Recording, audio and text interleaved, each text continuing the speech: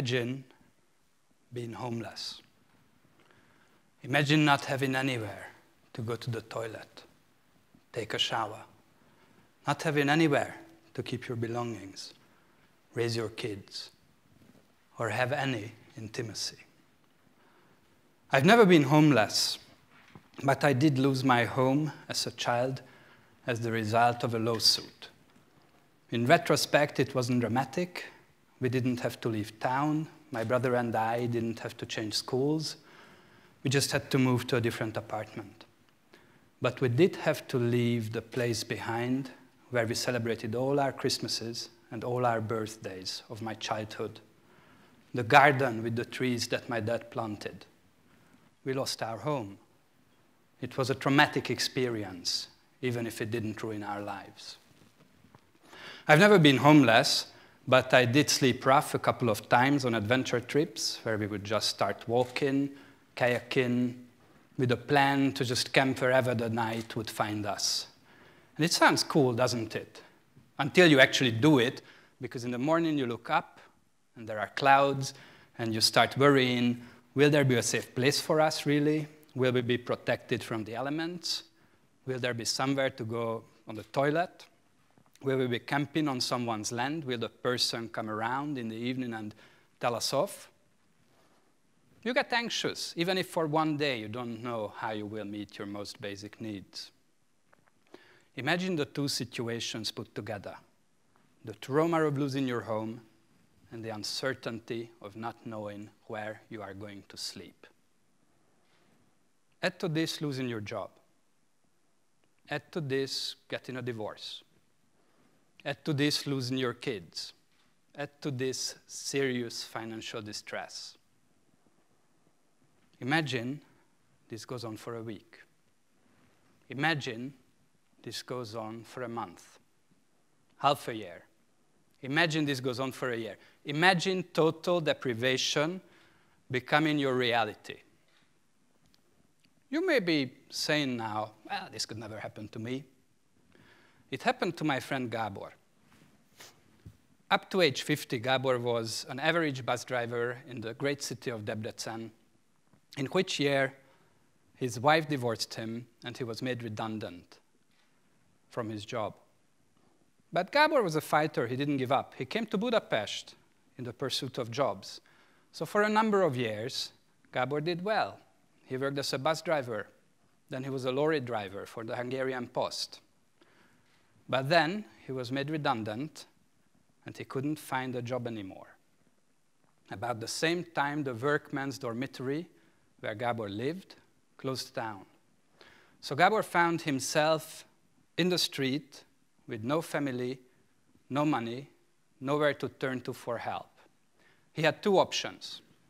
He could go to a homeless shelter, where you queue for a number of hours, hoping that you would get a bed, because there are less beds than there are people. So some nights you get a bed, some nights you have to go away. Once you are in, you share a room with several strangers. You have a good chance of getting lice. You have a good chance of getting bed bugs. You have a good chance of having some of your things stolen. The other option was sleeping in a subway passage. There is the cold, there is the wind, there are all the people who look down to you, maybe harass you. Gábor didn't take any of these options. What he did was he went to the edge of the city to a forest, and he built himself a shanty. He built himself a shanty out of wood, cardboard paper, plastic foil. To get water, Gábor has to get on a bike right to the edge of the forest. That's how he gets his water. He doesn't have to worry about flickering lights, like some of us did tonight, because there is no electricity there. He has a portable radio with batteries. That's how he listens to the news. He has a stove for heating and for cooking. He practically lives in the Middle Ages.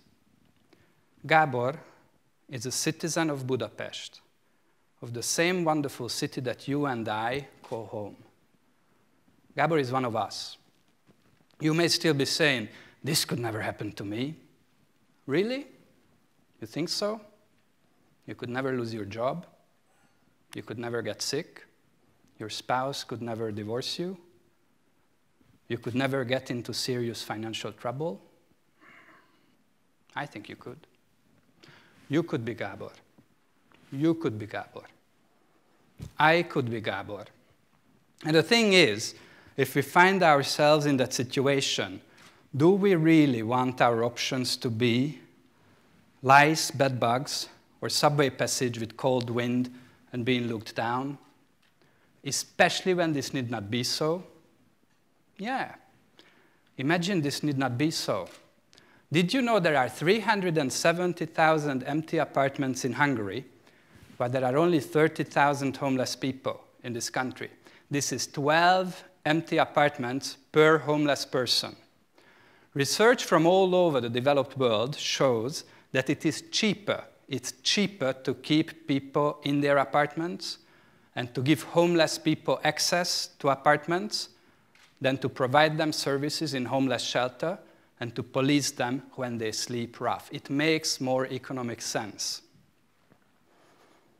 Many people that I tell about this tell me, but András, it's immoral. It's immoral. I'm working so hard for my home. I have a 30-year mortgage. I have big installments to pay every month. Why should a person who couldn't even keep stability in their own life get the same thing for free? I answer them by telling them about Gábor's story, because Gábor is actually now working on creating his home. He is working with volunteers to fix up a run-down apartment that belongs to Újpest, to the 4th district of Budapest, so that he can become a tenant. He's not going to own, he's going to become a tenant. Let me tell you about Gábor's apartment. Gábor's apartment is about 20 square meters. Look at this hole above me. From one edge to the other, the outer edges, that's 20 square meters. Gábor's apartment consists of a room, a toilet, a shower, a sink, a stove, because he will continue making fires with wood because it's cheaper than gas. He's going to have prepaid meters. Before he uses any water or electricity, he's going to have to pay up front so he doesn't run up any debt. That's Gábor's apartment. I mean, if this is anything like your 30-year mortgage with your big installments, then I have to tell you, you made a very bad deal.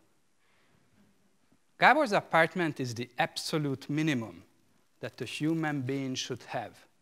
Gábor's apartment is the absolute basis for a dignified life that all of us deserve. This Christmas, Gábor is going to make a fire, but it's not going to be in the forest. It's going to be in his apartment. After 10 years of homelessness, he will have arrived home.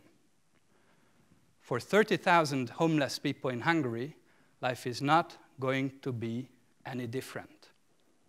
I'm telling people like you about this story because I want you to know that as a community, we have a choice to give these people a better option.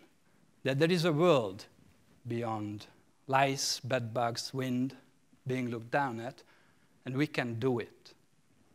I'm telling you because if we can dream it, that means that we can do it.